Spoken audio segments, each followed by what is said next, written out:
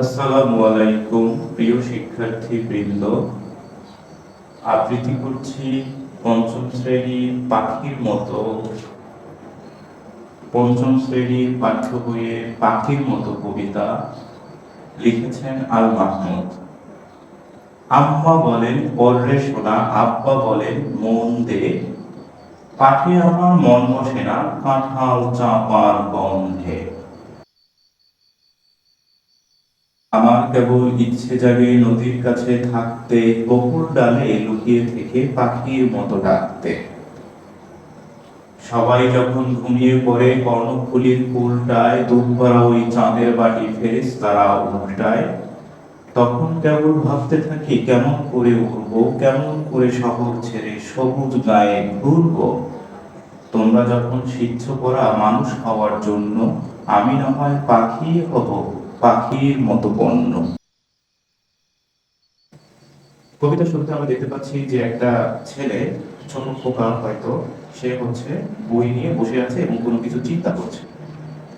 কবিতার শুরুতেই আমরা যে লাইনটা দেখতে পাই, বলেন পরে শোনা, আব্বা বলেন মন দে। আব্বা মানে হচ্ছে বাবা, আব্বা মানে হচ্ছে পিতা বা বাবা।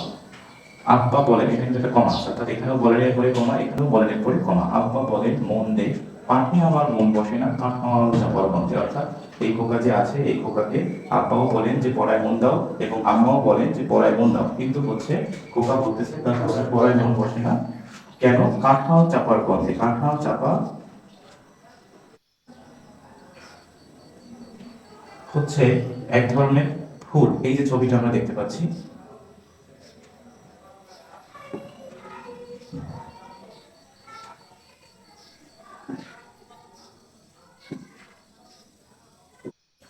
অর্থাৎ আমরা দেখলাম খোকার কাঁঠাল চাপার গন্ধে পড়তে মন বসে না।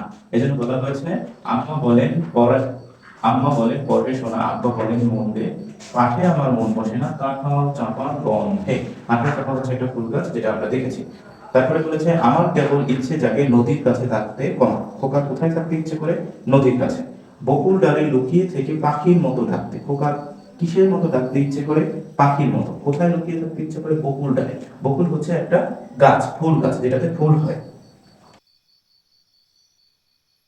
আমরা দেখতে পাচ্ছি এটা হচ্ছে বকুল ফুল। এই গাছটা অনেক বড় হয় এবং এই ফুলে একটা তীব্র গন্ধ থাকে, এটাকে বলে হচ্ছে বকুল ফুল। এই বকুল ফুল হলো বসন্ত ঋতুর ফুল।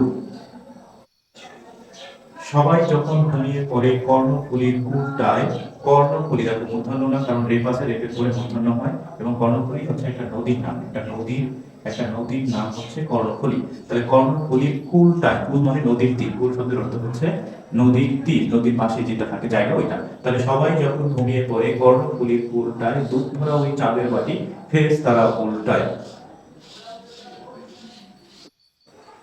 কবি এই লাইন দুটো এখানে রূপক অর্থে ব্যবহার করেছেন। রূপক অর্থটা হচ্ছে যে কোনো কিছুর সাথে তুলনা করা। যেমন বলেছে দুধ ভরা ওই চাঁদের বাটি ফেরেশতারা উল্টায়, অর্থাৎ সবাই যখন রাতে ঘুমিয়ে পড়ে, কর্ণফুলী নদীর তীরের মানুষগুলো যখন ঘুমিয়ে পড়ে, তখন চাঁদের বাটিটা, চাঁদটাকে একটা বাটির সাথে তুলনা করেছে, আর চাঁদের আলোটাকে কবি এখানে বলেছে দুধ ভরা, অর্থাৎ চাঁদের যে আলো সেটাকে কবি দুধ ভরা এর সাথে তুলনা করেছেন।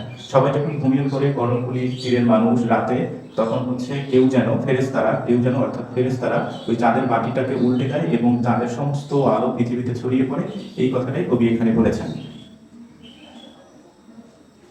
তারপরে তখন কেবল ভাবতে থাকি কেমন করে উড়বো, কেমন করে শহর ছেড়ে সবুজ গায়ে ঘুরবো।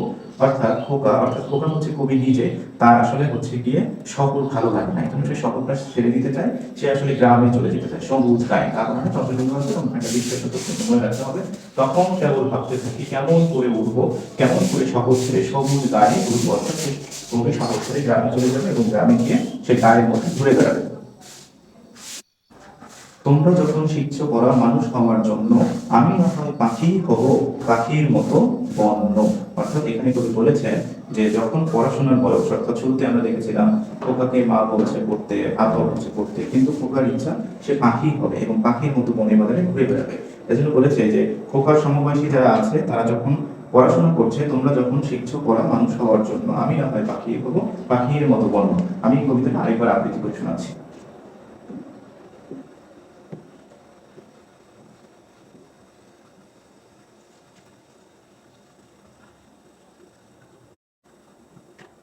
পাখির মতো লিখেছেন আল মাহমুদ।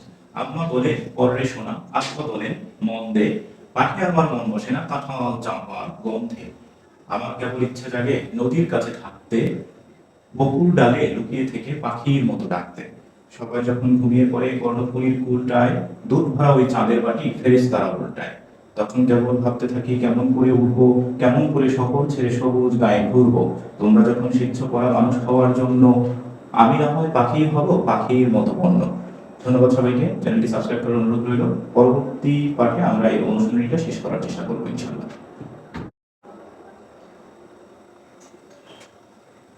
এরকম প্রতিটি পঞ্চম শ্রেণীর কবিতার ব্যাখ্যা পেতে চাইলে চ্যানেলটি সাবস্ক্রাইব করার অনুরোধ রইল।